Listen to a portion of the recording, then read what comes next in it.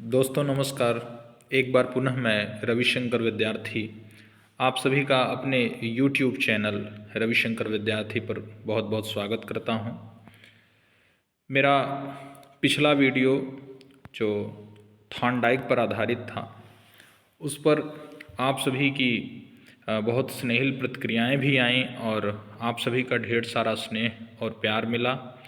आपके सुझाव भी मुझे मिले, तो मैं उन पर अवश्य विचार करूंगा और मैं अपने वीडियोस को बेहतर बनाने की कोशिश करता रहूंगा। आज पुनः मैं आप सभी को अधिगम के सिद्धांत के क्रम में एक नए सिद्धांत की ओर लेकर चलूँगा, मैं उस पर चर्चा करूँगा। तो आज का जो हमारा टॉपिक रहेगा वो रहेगा पावलोव का क्लासिकल अनुबंधन सिद्धांत, जिसको आप शास्त्रीय अनुबंधन सिद्धांत के नाम से जानते हैं। तो आज के इस वीडियो में हम लोग पावलोव के थियरी ऑफ क्लासिकल कंडीशनिंग या उनके शास्त्रीय अनुबंधन सिद्धांत के बारे में विस्तार से चर्चा करेंगे, इसको पढ़ेंगे। तो बिना विलंब किए आइए वीडियो को शुरू करते हैं। पहले एक थोड़ा सा संक्षिप्त परिचय देख लेते हैं पावलोव का, उसके बाद फिर उनके प्रयोग और उनका जो ये सिद्धांत है उसका शैक्षिक अनुप्रयोग क्या है उस पर चर्चा करेंगे। तो मनोवैज्ञानिक पावलोव जो थे, इनका जो जन्म हुआ था वो हुआ था 26 सितंबर 1849 ईस्वी को, और इनके द्वारा अधिगम का शास्त्रीय अनुबंधन सिद्धांत, जिसे classical conditioning theory of learning कहा जाता है, वो प्रतिपादित किया गया और इन्हें 1904 ईस्वी में नोबेल पुरस्कार भी दिया गया। तो यह बहुत ही महत्वपूर्ण है, आप इसका अवश्य ध्यान रखिएगा। इन्हें नोबेल पुरस्कार कब दिया गया? इन्हें नोबेल पुरस्कार दिया गया 1904 ईस्वी में। और पावलोव एकमात्र ऐसे मनोवैज्ञानिक हैं जिन्हें नोबेल पुरस्कार प्राप्त हुआ है।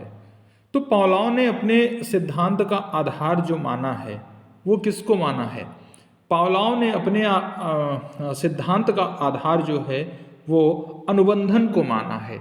अब ये अनुबंधन क्या होता है और उद्दीपक क्या है, हालांकि पिछले वीडियो में मैंने उस पर बताया था। अभी मैं आगे जब इसके प्रयोग को समझाऊंगा तो उसमें चीज़ों को और स्पष्ट कर दूंगा।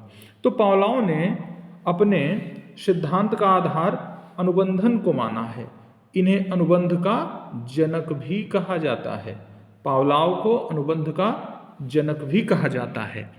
अनुबंधन एक ऐसी प्रक्रिया है जिसके द्वारा उद्दीपन तथा अनुक्रिया के बीच एक साहचर्य स्थापित हो जाता है, और पावलोव के इस शास्त्रीय अनुबंधन सिद्धांत को क्लासिकल कंडीशनिंग कहा जाता है। तो आइए देखते हैं आगे कि पावलोव का जो ये सिद्धांत है इसको कुछ अन्य नामों से भी जाना जाता है। अक्सर परीक्षाओं में होता यह है कि आपके सामने पता चला कि आपने जो प्रचलित नाम है उसको पढ़ा है, उसके अलावा कुछ और नाम है, वो एग्ज़ाम में आ गया तो आपको कन्फ्यूजन होती है। तो पावलोव का जो ये सिद्धांत है इसके कुछ अन्य नाम भी है, जैसे इसे अनुकूलित अनुक्रिया सिद्धांत भी कहते हैं। इसके अलावा इसे अनुबंधित अनुक्रिया सिद्धांत भी कहते हैं क्योंकि इसमें अनुबंधन होता है। फिर इसे कंडीशनल रिस्पांस थियरी भी बोलते हैं और उसी का शॉर्ट फॉर्म CR थियरी भी इसे कहा जाता है। इसके अलावा इसे शास्त्रीय अनुकूलन सिद्धांत के नाम से भी जानते हैं, प्राचीन अनुबंधन सिद्धांत के नाम से भी जानते हैं, और इसके अलावा अनुक्रियात्मक अनुबंध सिद्धांत भी इसका नाम है। तो इस तरीके से आप इन नामों को, आप जब नोट्स बनाएं तो इन नामों को अवश्य नोट कर लें और इसे अपने दिमाग में भी रखें।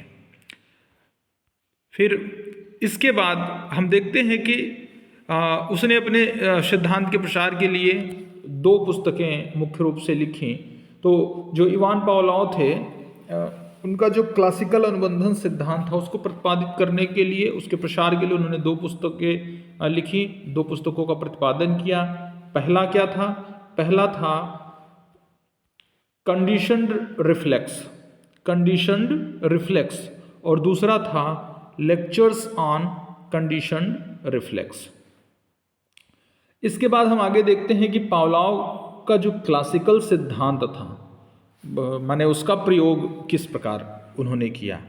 तो इसकी पृष्ठभूमि में हम ये देखते हैं कि इवान पावलोव के घर में एक कुत्ता था।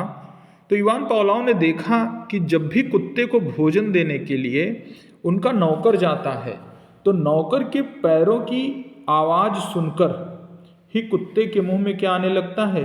पानी आने लगता है। अर्थात उन्होंने ये ऑब्जर्व किया कि जो स्वाभाविक अनुक्रिया है, नेचुरल तरीके से, उस अनुक्रिया के लिए जो उद्दीपक होता है वो स्वाभाविक ही होता है। अर्थात स्वाभाविक अनुक्रिया के लिए स्वाभाविक उद्दीपक का होना ज़रूरी है। किंतु यहाँ पर स्वाभाविक अनुक्रिया अस्वाभाविक उद्दीपक के साथ हो रहा था। अर्थात जो यह अनुक्रिया हो रही थी, जो रिस्पॉन्स हो रहा था, मतलब उसके पैरों की आवाज़ सुनकर ही कुत्ते के मुंह में पानी आ जाना, यह कैसी थी? यह कंडीशनल थी। तो पावलोव का जो ये क्लासिकल अनुबंध का सिद्धांत था, इसको और सरल भाषा में हम समझते हैं। जैसे स्वाभाविक अनुक्रिया या नेचुरल रिस्पॉन्स जिसको बोलते हैं, तो स्वाभाविक अनुक्रिया मुंह में लार आना है। जैसे कुत्ता जो है वो, उसके मुंह में जो लार आता है, यह क्या है? यह स्वाभाविक रूप से वह अनुक्रिया करता है। और मुंह में जो लार होता है उसको लाने के लिए स्वाभाविक उद्दीपक किसी भी प्रकार का भोजन है। तो किंतु कुत्ते ने भोजन के साथ नौकर के पैरों की आवाज़ को अनुबंध कर लिया था, और इसलिए जब भी वह नौकर के पैरों की आवाज़ को सुनता था तो समझ जाता था कि अब मुझे भोजन मिलने वाला है, और उसके मुंह में लार आ जाता था। तो ये तो पृष्ठभूमि की बात थी, लेकिन पावलोव ने प्रयोग क्या किया? तो आइए अब हम प्रयोग पर चर्चा करते हैं और इस चित्र के माध्यम से आपको समझाते हैं। उसके बाद आप नीचे उसका जो मैटर है उसको देख के अपना नोट्स भी बना सकते हैं, उसको और समझ सकते हैं बाद में भी। आप इस पिक्चर में देख रहे हैं कि पावलोव ने इस सिद्धांत को सिद्ध करने के लिए अपना एक प्रयोग किया, जिसे क्या कहा जाता है? जिसे क्लासिकल अनुबंध सिद्धांत कहा जाता है। इस प्रयोग के अंतर्गत उन्होंने क्या किया? उन्होंने कुत्ते को एक स्टैंड पर खड़ा किया। आप यहाँ देख सकते हैं, ये एक स्टैंड है, इस पर उन्होंने कुत्ते को खड़ा किया और उसे भोजन देना शुरू किया। किंतु जब भी वह भोजन देते थे तो भोजन देने के कुछ सेकंड पहले वह क्या करते थे? वह एक घंटी बजाते थे, जैसा कि आप चित्र में यहाँ देख सकते हैं। तो घंटी बजाने के बाद ही वह क्या करते थे? वह कुत्ते को भोजन देते थे। कुत्ता धीरे धीरे यह समझ गया कि घंटी बजाने के बाद ही हमें क्या मिलता है? घंटी बजाने के बाद ही हमें भोजन मिलता है। तो जिसके फलस्वरूप वह घंटी को भोजन के साथ क्या करने लगा? अनुबंध करके, घंटी को भोजन के साथ अनुबंध करके फिर क्या करने लगा? फिर अनुक्रिया करने लगा। तो एक समय ऐसा आया कि इवान पावलोव ने क्या किया? उसने केवल घंटी बजाई। इवान पावलोव ने केवल घंटी बजाई और भोजन नहीं दिया, किंतु उन्होंने देखा कि कुत्ते के मुंह में घंटी की आवाज़ से ही लार आ गया। केवल घंटी बजती थी और कुत्ते के मुंह में क्या आ जाता था? लार आ जाता था। अर्थात जब किसी स्वाभाविक उद्दीपक के साथ किसी अस्वाभाविक उद्दीपक को बार बार प्रस्तुत किया जाएगा। स्वाभाविक उद्दीपक क्या है? यहाँ पे भोजन है, और अस्वाभाविक उद्दीपक क्या है? घंटी है। तो स्वाभाविक उद्दीपक के साथ अस्वाभाविक उद्दीपक को प्रस्तुत किया जाता है, तो उसके परिणाम स्वरूप क्या होता है? उसके परिणाम स्वरूप होता ये है कि जो अस्वाभाविक उद्दीपक है उसी से स्वाभाविक अनुक्रिया होने लगती है। अर्थात खाना और घंटी एक साथ अगर होते हैं, मतलब घंटी बजा के खाना दिया जाता है, तो कुत्ता दोनों के साथ क्या होता है? कहीं न कहीं वो साइकोलॉजिकली कनेक्ट हो जाता है। तो एक परिस्थिति ऐसी आती है कि केवल घंटी बजती है, अर्थात अस्वाभाविक उद्दीपक उसके सामने प्रस्तुत होता है, तब भी वह क्या करता है? स्वाभाविक अनुक्रिया अर्थात लार टपकाने लगता है। तो इस तरीके से आपने इस चित्र में देखा और समझा कि पावलोव ने अपना प्रयोग किस प्रकार किया और किस प्रकार उन्होंने निष्कर्ष निकाला। आप जो इसका कंटेंट है, जो इसका मैटर है, उसको नीचे देख सकते हैं और अपना नोट्स भी इससे बना सकते हैं। फिर एक पिक्चर के माध्यम से नीचे भी हम समझते हैं। देखिए, जो बातें हमने ऊपर पढ़ी उसको यहाँ भी देख लेते हैं।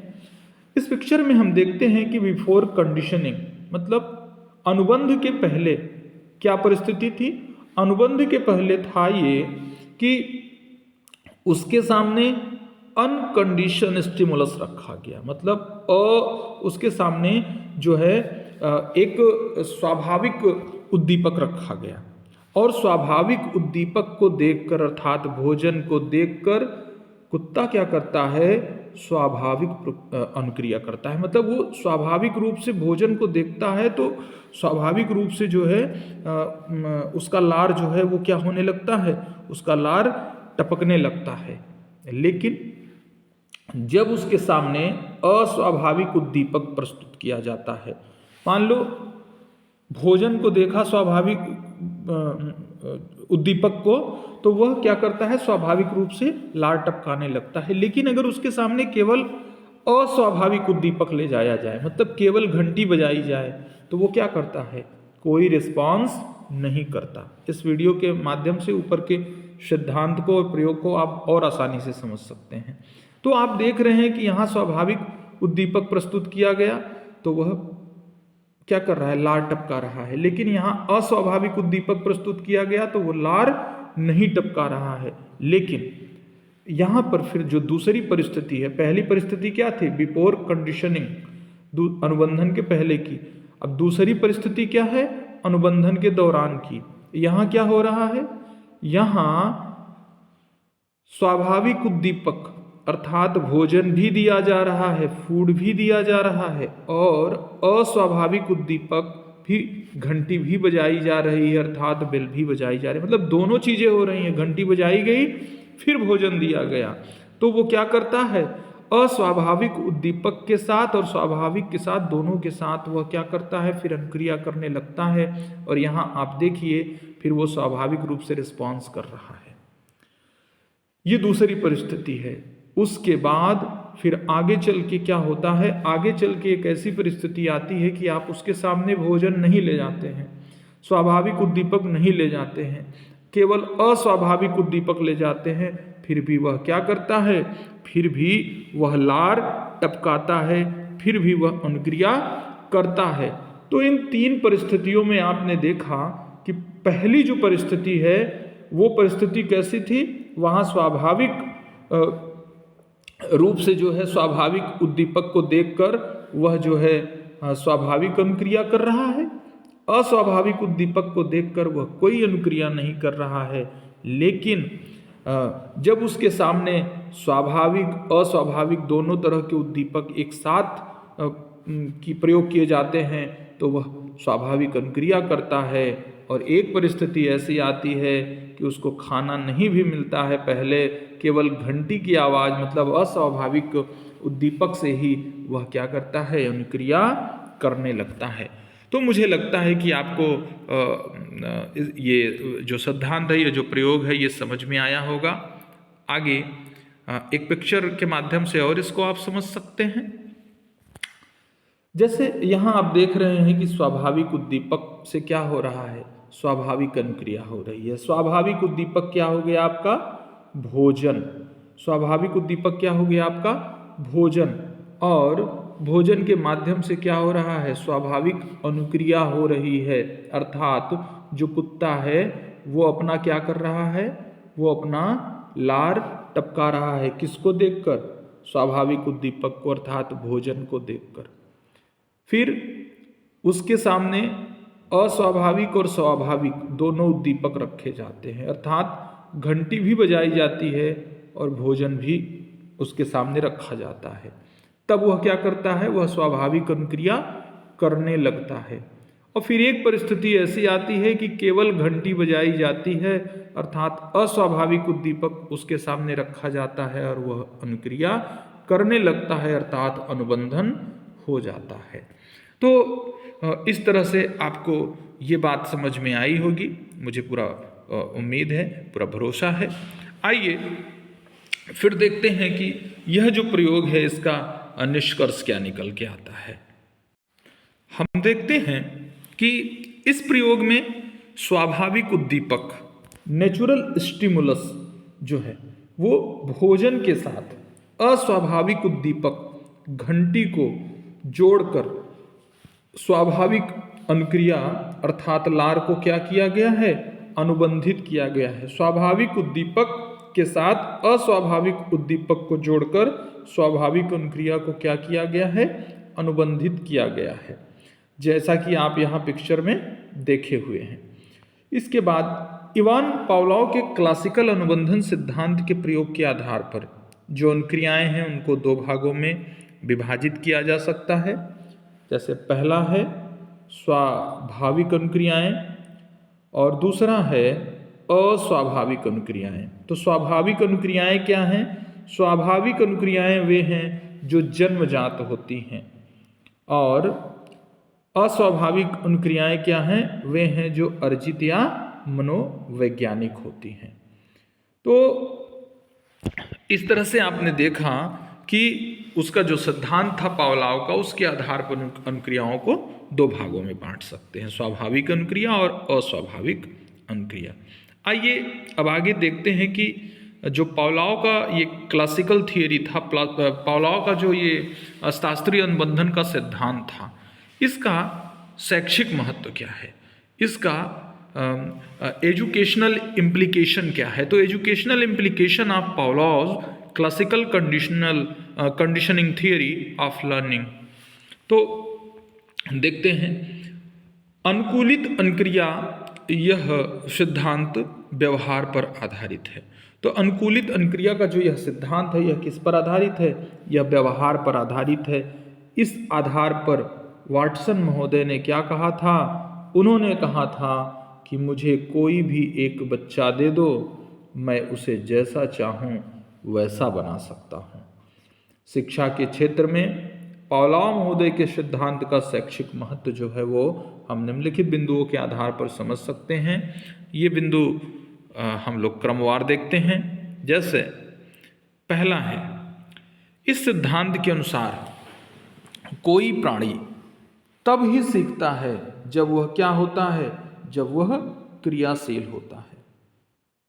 तो कोई प्राणी कब सीखता है, जब वह क्या होता है, जब वह क्रिया करना शुरू करता है, क्रियाशीलता उसके अंदर आती है, वह क्रियाशील होता है। दूसरा देखते हैं, यह सिद्धांत अच्छी आदतों के निर्माण में बुरी आदतों, आचरण तथा व्यवहार को बदलने में सहायक होता है।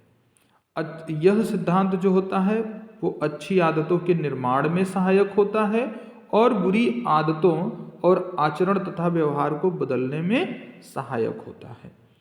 फिर हम देखते हैं तीसरे बिंदु में कि मानसिक रूप से अस्वस्थ बालकों तथा असंवेगात्मक रूप से अस्थिर बालकों का इलाज इस अनुबंध प्रक्रिया द्वारा आसानी से किया जा सकता है।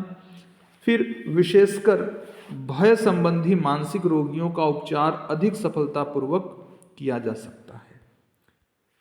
मित्रों, मेरा यह जो वीडियो है, यह वीडियो शिक्षक भर्ती से जुड़ी समस्त तैयारियों या बीएड और डीएलएड के सभी प्रशिक्षुओं के लिए और साथ ही सीटेट या राज्य स्तर के जो टेट एग्ज़ाम्स होते हैं उनके लिहाज से बहुत ही महत्वपूर्ण है।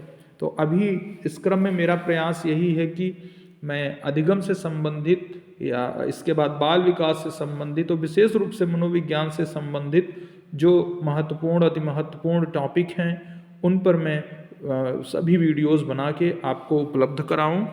और मैं आपसे यही अपेक्षा करता हूं कि आप वीडियोस को अपना समय दें, ऐसे अपना नोट्स बनाएं, देखें, पढ़ें और अपने मित्रों तक, जो मित्र आपके तैयारी कर रहे हैं या जो बीएड और डीएलएड में पढ़ रहे हैं उन तक इनको शेयर भी करें। तो आपके स्नेह और संबल और सहयोग की मुझे हमेशा अपेक्षा रहेगी। आइए पुनः आगे देखते हैं। तो चौथा पॉइंट है कि विशेष कर भय संबंधी मानसिक रोगियों का उपचार अधिक सफलतापूर्वक किया जा सकता है। इसके अलावा इस सिद्धांत के द्वारा बालकों में अच्छी अभिवृद्धि विकसित हो सकती है। बच्चों के समक्ष आदर्श उपस्थित कर उन्हें अनुकूलन से अनुक्रिया ग्रहण करने की भी प्रेरणा दे सकते हैं। अच्छी अभिवृद्धि द्वारा अनेक समस्याओं का समाधान प्रस्तुत करते हैं या समाधान प्रस्तुत किया जाता है। इसके बाद यह सिद्धांत क्रिया की पुनरावृत्ति पर बल देता है। यह सिद्धांत जो है वो किसी क्रिया की क्या करता है, पुनरावृत्ति पर बल देता है तथा एक शिक्षक को पढ़ाते समय पुनरावृत्ति पर भी ध्यान देना चाहिए। इस सिद्धांत के अनुसार बच्चों में अक्षर विन्यास एवं गुण शिक्षण का विकास किया जा सकता है। इस सिद्धांत के अनुसार अभ्यास पर अधिक बल दिया जाना आवश्यक है। इसके अलावा अनुकूलित अनुक्रिया में अध्यापक का योग वातावरण का निर्माण करने में अधिक रहता है। अध्यापक को चाहिए कि वह बालकों के लिए दंड तथा पुरस्कार को निर्धारित कर कार्यान्वयन तुरंत करें। इससे अनुकूलित अनुक्रिया का संपादन शीघ्र होगा। और आखिर में आइए देखते हैं कि यह जो शास्त्रीय अनुबंधन होता है इसको प्रभावित करने वाले कौन अति महत्वपूर्ण कारक होते हैं। तो पहला है क्या, प्रेरणा। प्रेरणा जितनी अधिक होगी प्राणी उतनी ही शीघ्रता से अनुबंधन स्थापित करेगा। इसके अलावा समय के सन्निकटता, तो स्वाभाविक एवं अस्वाभाविक, यहाँ थोड़ा टाइपिंग मिस्टेक है, स्वाभाविक एवं अस्वाभाविक उद्दीपकों के बीच अधिक समय अंतराल नहीं होना चाहिए।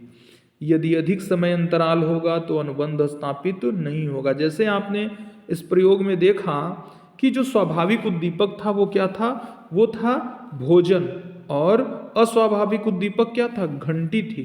तो इन दोनों के बीच में अधिक समय का अंतराल, अधिक समय का गैप नहीं होना चाहिए। यदि ऐसा हुआ तो अनुबंध स्थापित नहीं होगा। इसके बाद है पुनरावृत्ति। अनुबंध स्थापित होने के लिए स्वाभाविक एवं अस्वाभाविक उद्दीपकों की लगातार पुनरावृत्ति होना चाहिए। थोड़ा सा यहाँ टाइपिंग मिस्टेक है, उसको आप लोग अगर नोट्स बनाइएगा तो सही कर लीजिएगा। स्वाभाविक एवं अस्वाभाविक उद्दीपकों की लगातार पुनरावृत्ति होनी चाहिए, क्योंकि अनुक्रिया के दौरान अनुबंध स्थापित करने के लिए पुनरावृत्ति का होना आवश्यक है। फिर अंतिम है नियंत्रित वातावरण। तो शास्त्रीय अनुबंध द्वारा सीखने के लिए वातावरण को क्या करना जरूरी होता है, वातावरण को नियंत्रित करना आवश्यक होता है। तो मित्रों, इस तरह से मेरा आज का जो ये वीडियो था इसे हम यहीं पर विराम देंगे, यहीं पर समाप्त करेंगे। और पावलोव के सिद्धांत पर आधारित जो यह वीडियो था, मुझे उम्मीद है कि आपको अच्छा लगा होगा, आपको पसंद आया होगा और आपके आवश्यकता के अनुरूप होगा। तो आज का जो यह वीडियो था इसमें हम लोगों ने क्या क्या पढ़ा, इसमें हम लोगों ने मुख्य रूप से पावलोव का जो शास्त्रीय अनुबंधन का सिद्धांत है उसको देखा, और उसके अलावा जो पावलोव की जो जन्म से जुड़ी या कुछ बेसिक जानकारी उनके बारे में थी उस पर भी चर्चा की गई। जैसे उनका जो जन्म था वो 1849 ईस्वी में हुआ, और वो एक ऐसे मनोवैज्ञानिक थे जिन्हें नोबेल का पुरस्कार भी मिला, और यह नोबेल का पुरस्कार उन्हें कब मिला, 1904 ईस्वी में कहा गया। इसके साथ ही हमने इसमें देखा कि इन्हें अनुबंध का जनक भी कहा जाता है। फिर हम लोगों ने पावलोव का जो यह सिद्धांत है उसके जो अन्य नाम हैं उन पर भी चर्चा की। तो इसे जो है हम अनुकूलित अनुक्रिया सिद्धांत, अनुबंधित अनुक्रिया सिद्धांत, conditional response theory, CR theory, शास्त्रीय अनुकूलन का सिद्धांत और प्राचीन अनुबंधन सिद्धांत के नाम से भी हम इन्हें जानते हैं। इसके अलावा इसे अनुक्रियात्मक अनुबंध का सिद्धांत भी कहते हैं। और इसके अलावा इन्होंने सिद्धांत के प्रसार के लिए 2 पुस्तकें भी लिखी, जो कंडीशनड रिफ्लेक्स और लेक्चर्स ऑन कंडीशनड रिफ्लेक्स के नाम से जानी जाती है। तो फिर हमने देखा कि पावलोव का जो एक क्लासिकल अनुबंधन का सिद्धांत था इसका प्रयोग किस प्रकार हुआ, तो यहाँ पर कुछ बातें जो उसकी पृष्ठभूमि में थी वो हैं। उसके बाद हमने आगे देखा इस पिक्चर के माध्यम से कि कैसे उन्होंने अपना प्रयोग कुत्ते पर किया था।